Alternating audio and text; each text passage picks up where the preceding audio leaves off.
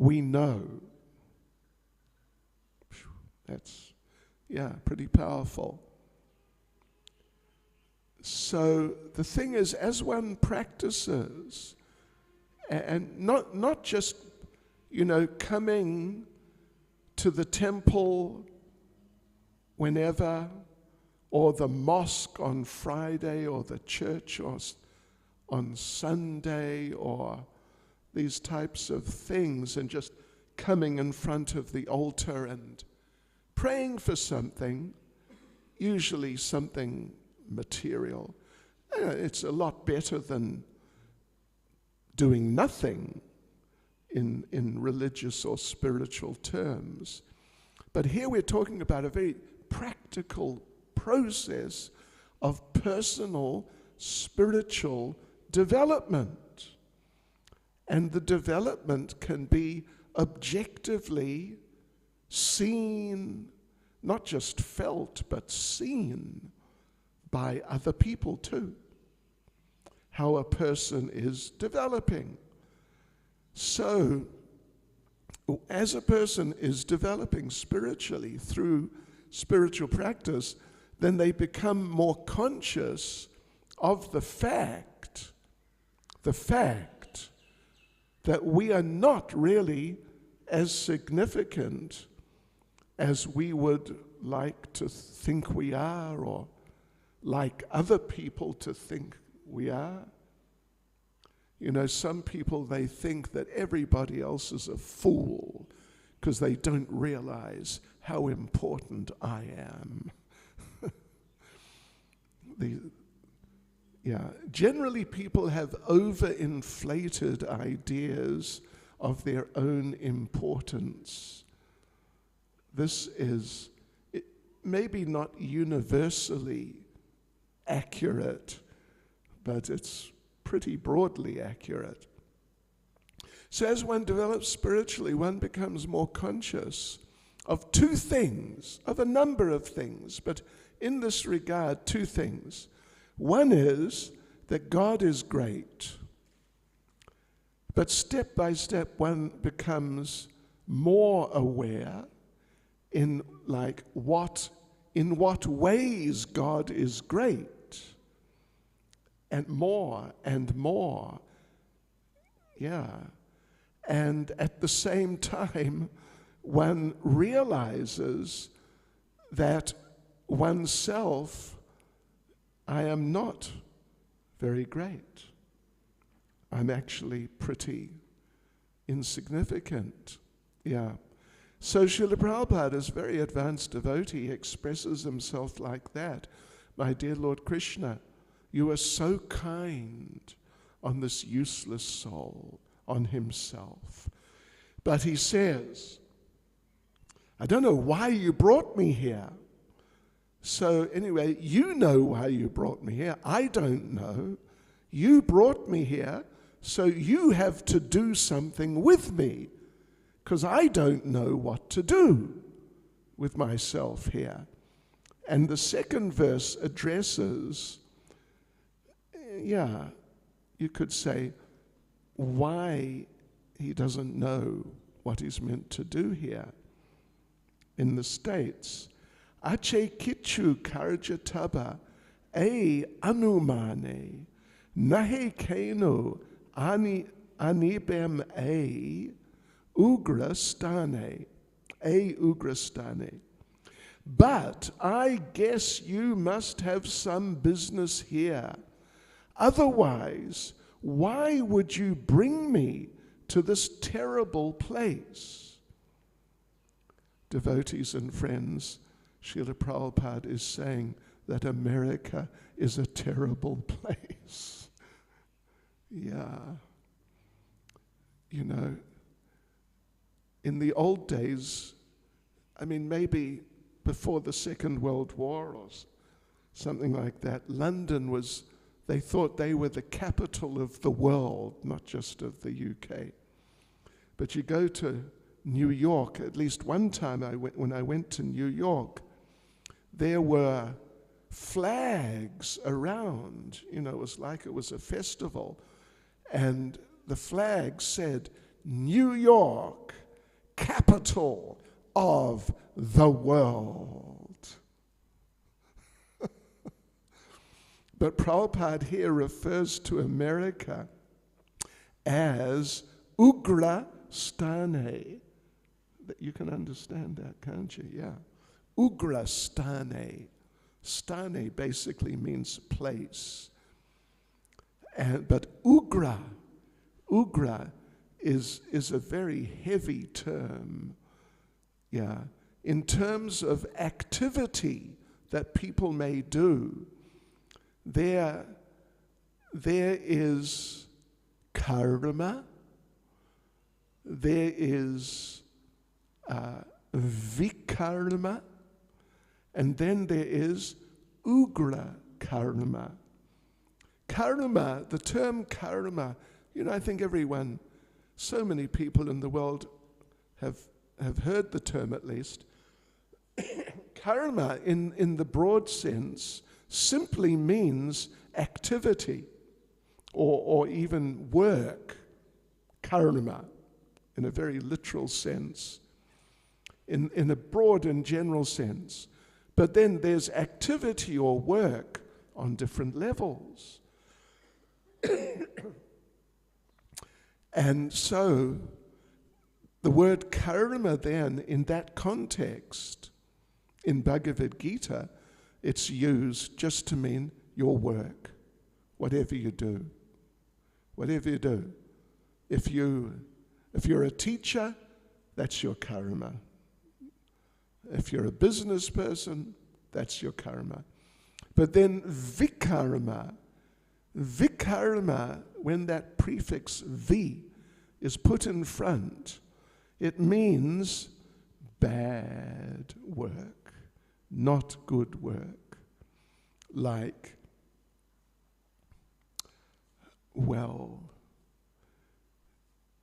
like, hey, how about this? Being a politician.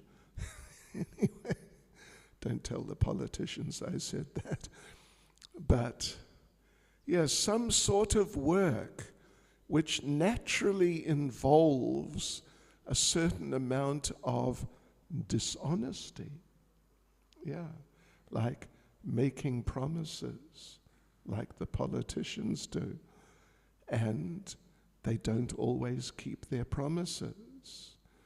Yeah, but they get elected by the people on the basis of their promises. So this is a type of vikarma. It's not right to do that. I saw once somewhere, I don't know where, I saw an advertisement for some cigarettes. I forget what it was. Anyway, some cigarettes. And it said, if you smoke this cigarette, the idea was, it said, taste America. What do you think America tastes? Did you ever take a bite and taste America? So, this is all vikarma. It's dishonest. It's not nice. Work of just some regular sort. But then there is ugra karma. And ugra karma means really heavy type of, we would say, very sinful type of work, very degraded, like being in the alcohol business, that sort of business, where you're making money by, killing a lot of people. You must know, if someone's in the alcohol business, they are indirectly, but they're certainly responsible for the deaths of so many people. Actually, when I was still a teenager, I left school and I worked in Auckland. You might be surprised to hear, I was a journalist for 4 years. And I did all sorts of things. I used to road test motor cars for newspapers. That was a lot of fun. But I was working in one big daily newspaper, first of all. And one time, the beer tanker drivers, beer as in the liquor, beer tanker drivers went on strike. Well done. And they were on strike for like a month or something like that. And all the pubs and everything, they all ran out of beer completely. And then they ran out of whiskey and all those types of liquors. And the country was, so to speak, dry for a couple of weeks. And I remember the crime reporter, we had, it was a big paper, different reporters had their specialties. So the crime reporter came in one day to the newsroom, and there's like 50 journalists there, and he announced, he just was with the chief of the police, who told him the crime level has dropped by 90%. Yeah, right. So crime, liquor, my God. So, or like arms, guns, this sort of thing.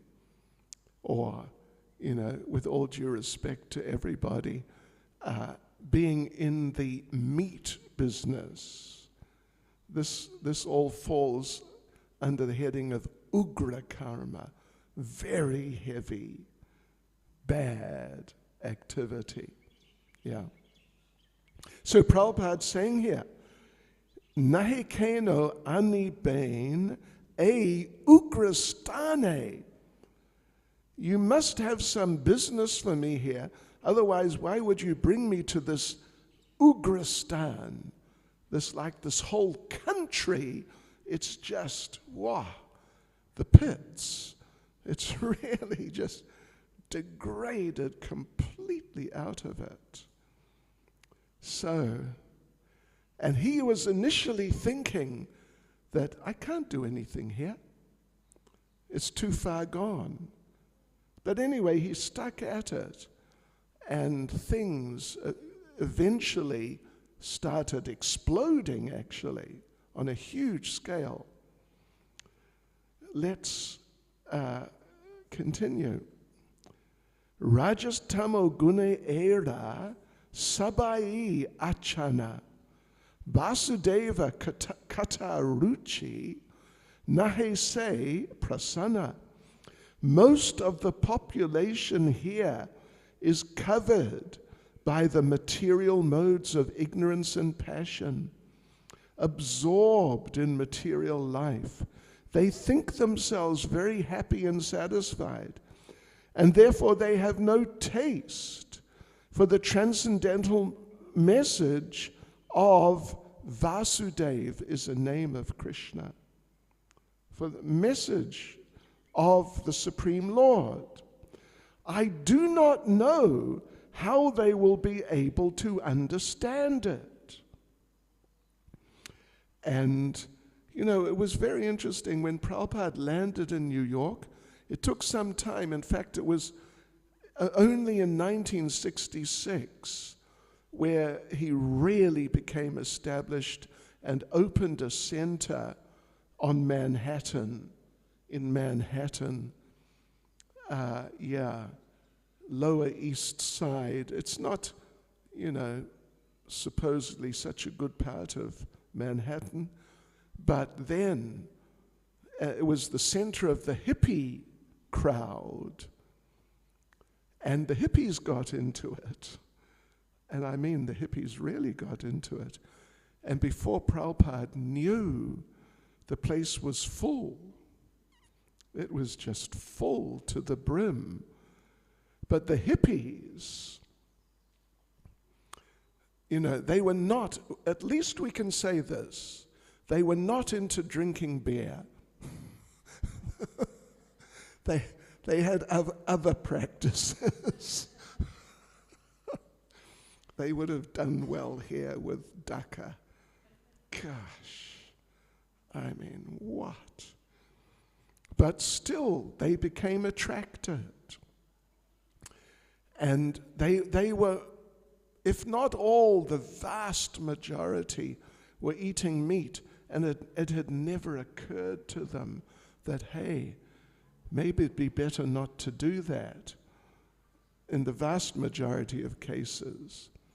And even Prabhupada had the experience one time that some of the young people were staying, they were living now in, it was a shop front on 2nd Avenue. And he was living in a flat just immediately behind, just like 10 meters away.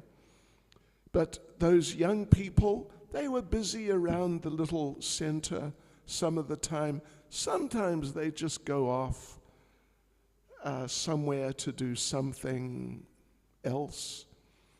And at least on one occasion, Prabhupada went walking down 2nd Avenue to do something, and on the way back, there was a sort of like a takeaway, you know what I mean? Hamburger bar. It was actually a hamburger bar, that's what it was.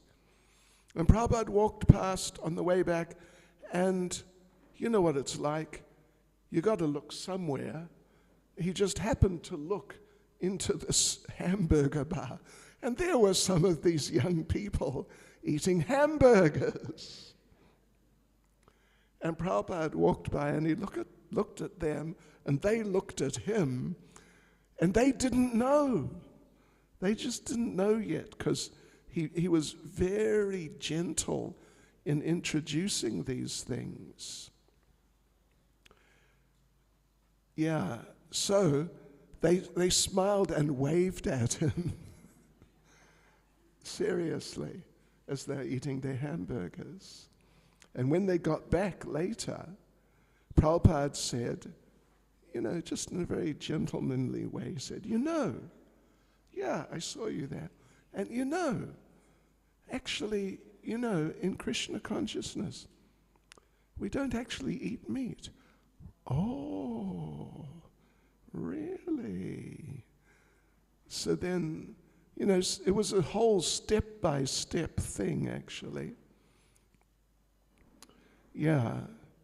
So here Srila Prabhupada's expressing that I don't know how they're going to understand it, but many of them did. Many of them did. And therefore things really took off. I mean, immediately, almost, or even actually, to his surprise. In fact, he said, in the first year, where it was slow starting, Prabhupada said he went down to the docks, to the office of the steamship company, which he had come with from India, and he checked with them, when's the next boat going back? Because he was actually thinking, maybe I should just go back to India, it's much easier there. But he didn't. He persevered.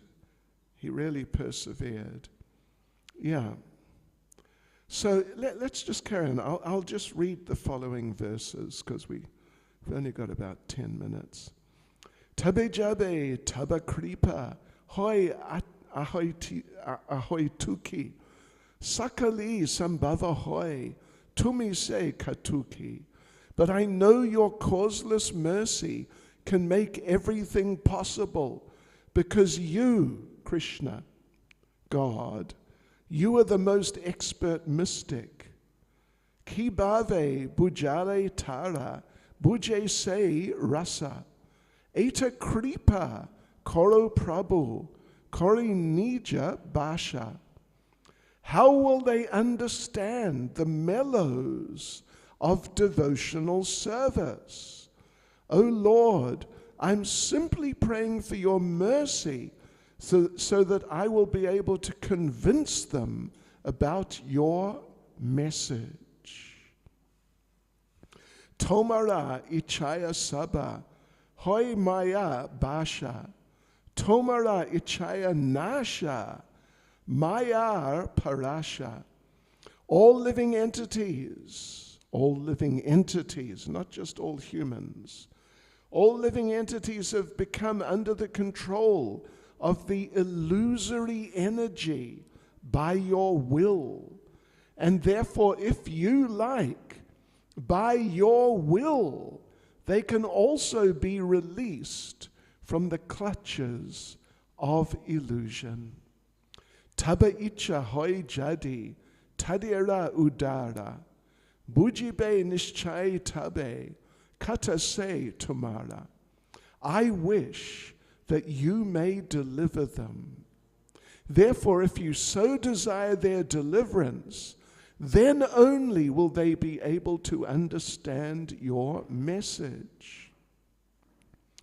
Bhagavatir kata se taba avatara, dirahaya shune jadi kane bara bara. The words of Srimad Bhagavatam are your incarnation, and if a sober person repeatedly receives it with submissive oral reception, then he'll be able to understand your message. You know, the hippies were not well known for being sober. I mean, not from beer, but from other things. But somehow they picked it up. Okay. Rajastamo hate tabe, paibe nistara, hridayera badrasate guchibe tahara. That person who understands, that person will become liberated from the influence of the modes of ignorance and passion, and thus all inauspicious things accumulated in the core of the heart will disappear. Kikore bujabo kata, baro se chahi, kudra ami dinahina, kono shakti nahi. How will I make them understand this message of Krishna consciousness? I am very unfortunate, unqualified, and the most fallen.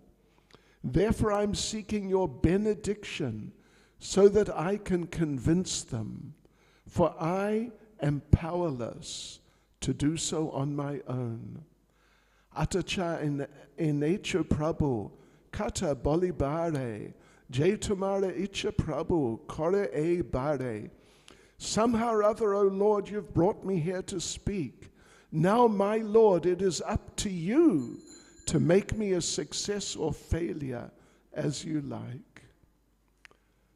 Akila Jagata Guru, Vachana se Amar, Alankrita Koribara, Kamata Tumara.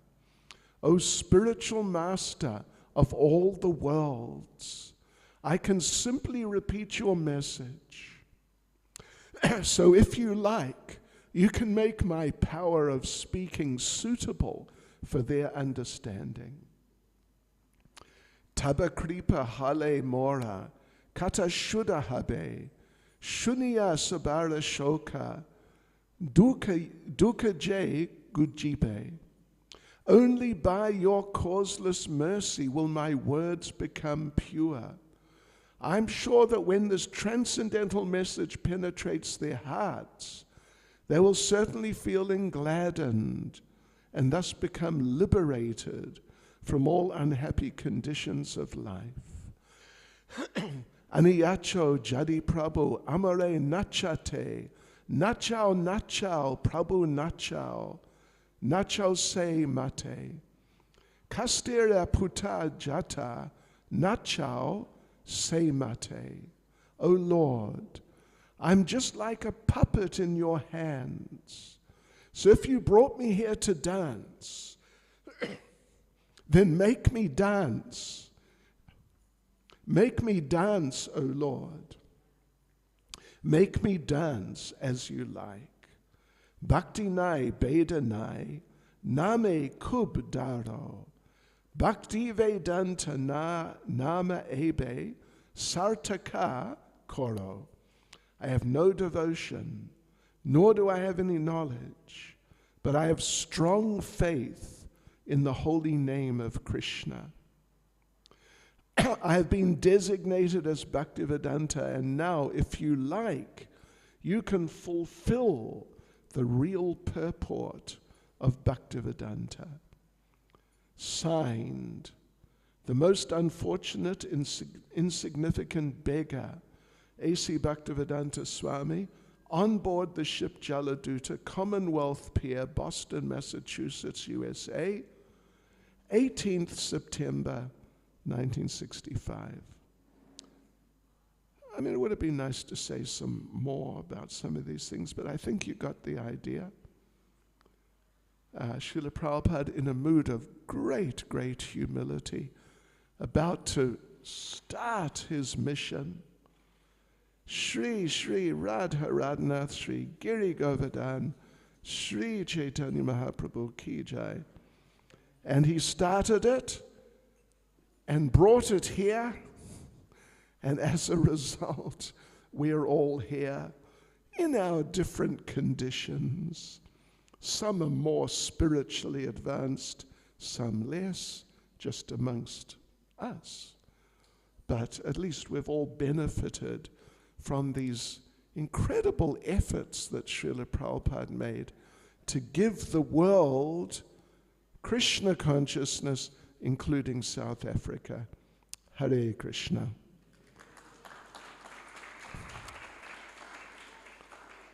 You are too kind, thank you. Okay, so now it's Arti time, and you're singing, is it? You're the, him. Who's meant to sing? I think he is. Okay, go for it, please. So everyone can stand up, please, for the Arati.